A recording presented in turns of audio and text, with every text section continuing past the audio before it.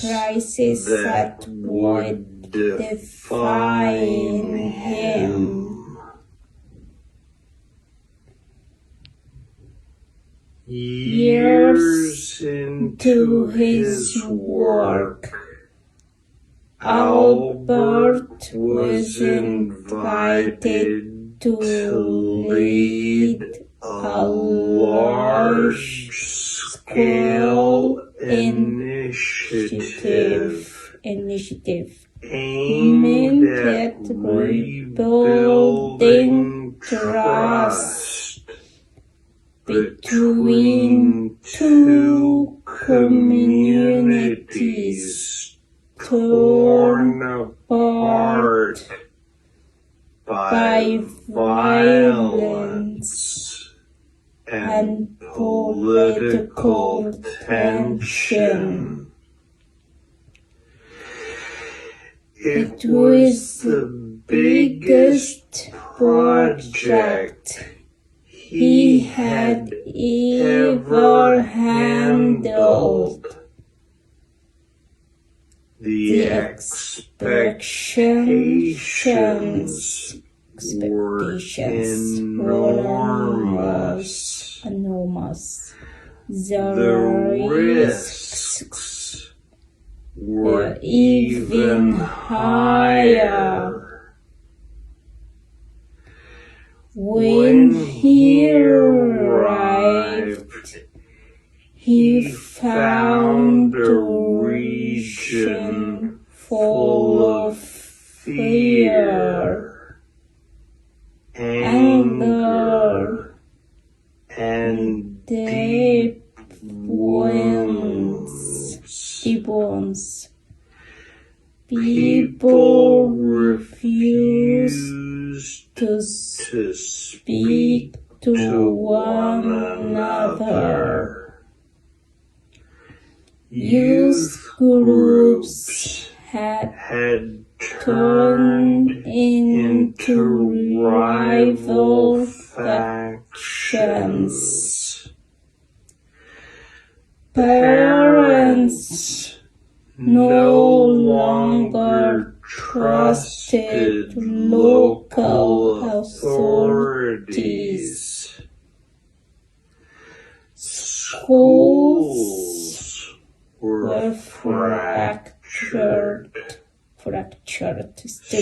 Streets felt heavier than war zones.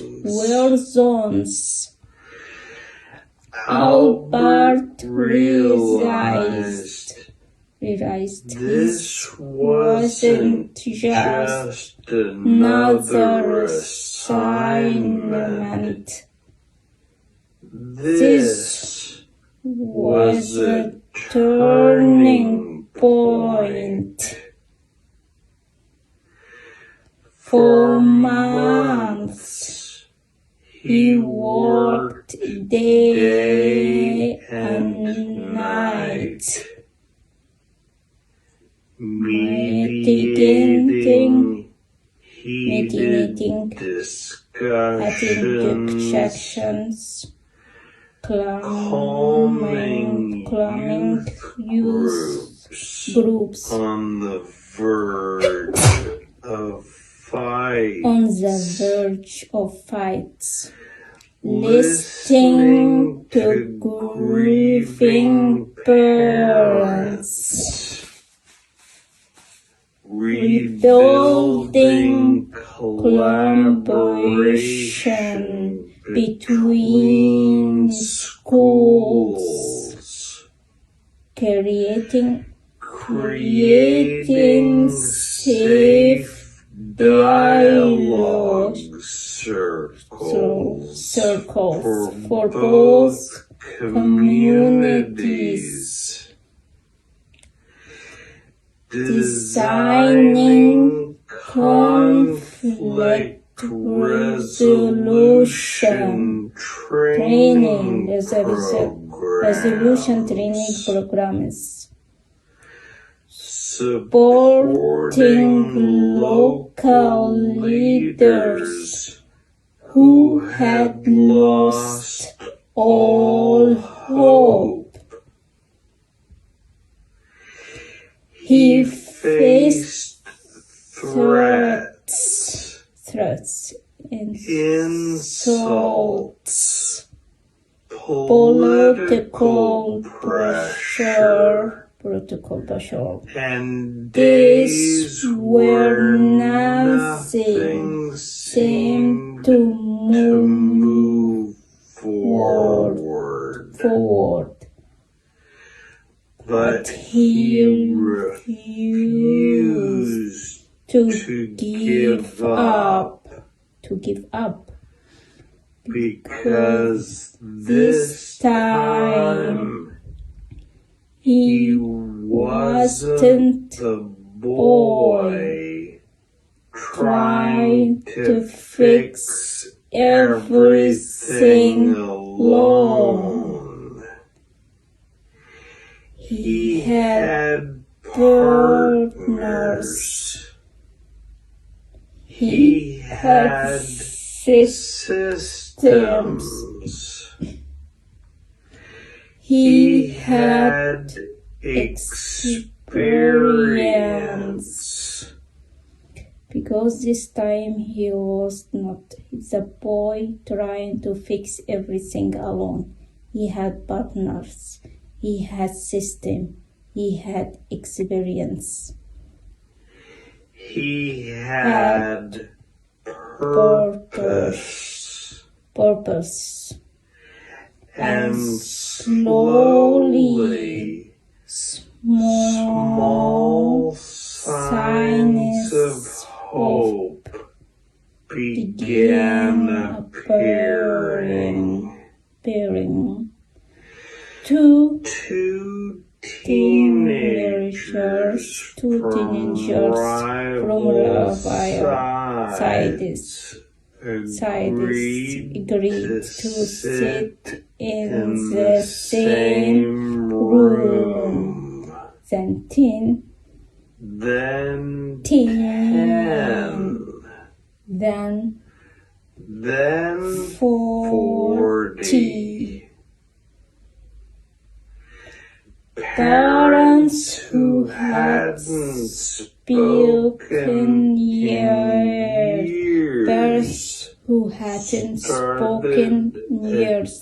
started attending joint meetings. Teachers began coordinating events again. Elderly neighbors began visiting each other across the invisible border. Walls didn't collapse overnight, but cracks appeared. Light entered. And one evening, Albert stood at the top of a small hilly overlooking the town. Two communities, once divided, now beginning to heal. He realized something profound. This exact work was the reason he had survived every earlier hardship, every fall, every betrayal, every moment of burnout, every doubt.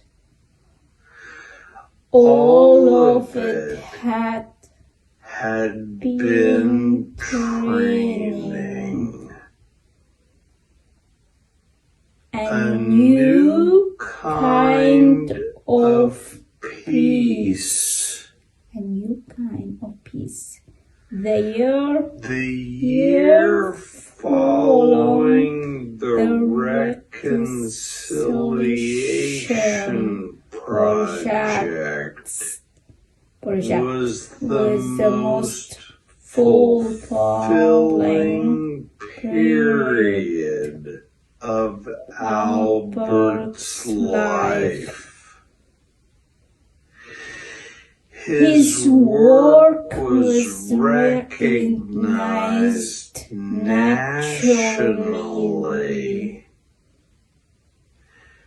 Community leaders praised him for transforming a broken region into a place where communication, not conflict, became the norm. Youth camps he designed became annual events. Dialogue circles. He trained facilitators for turned into permanent community institutions. Yet behind every recognition, Albert stayed humble. He didn't care about credit. He cared about people.